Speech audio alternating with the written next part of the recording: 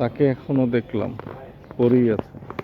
ইচ্ছা করলে এটাকে পৌরসভার সামনে একটা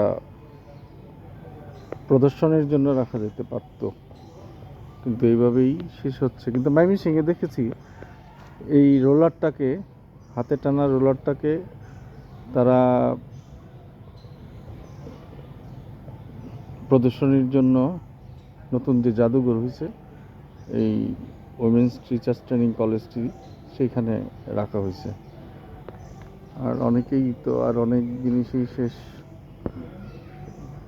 তবে এটা ভালো লাগে, আমি আসলে এখানে গোরস্থান মনে করে, গাড়ির গোরস্থান মনে করে আমি ভিডিও করি। এই নিয়ে বোধহয় 4-5 বার হয়ে যাবে ভিডিও।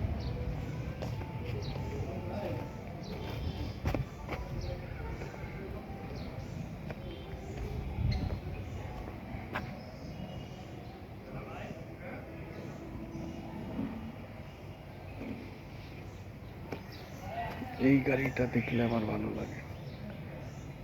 এই গাড়িটা এক সময় চলতো, কত লোক তখন হয়তো অনুরোধ করে নিয়ে গেছে আমাদের বিয়ে শাদিতে একটু দিবেন, নির্লজ্জের মতো চাইতে হয়েছে। তখন তার গাড়ি ছিল না বিয়ে শাদিতে যাওয়ার জন্য, পালকি ছিল সবচেয়ে সুন্দর বাহন, জামাই পালকিতে যাবে। তো এইগুলি দিয়ে একটা আসলে একটা প্রদর্শনী করা যেতে পারে। নেত্রকোনা উপজেলা কৃষি অফিসের সামনে যে কাচারি ঘর, সেটা একটা জাদুঘর সেখানে করার প্রস্তাব আছে, কিন্তু জাদুঘরটি হয়েছে না কেন জানি না। তো এইসব সামনে রাখা যেতে পারে।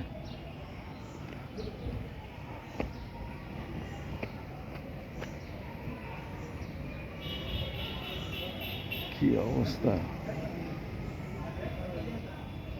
ভালো থাকো তোমরা।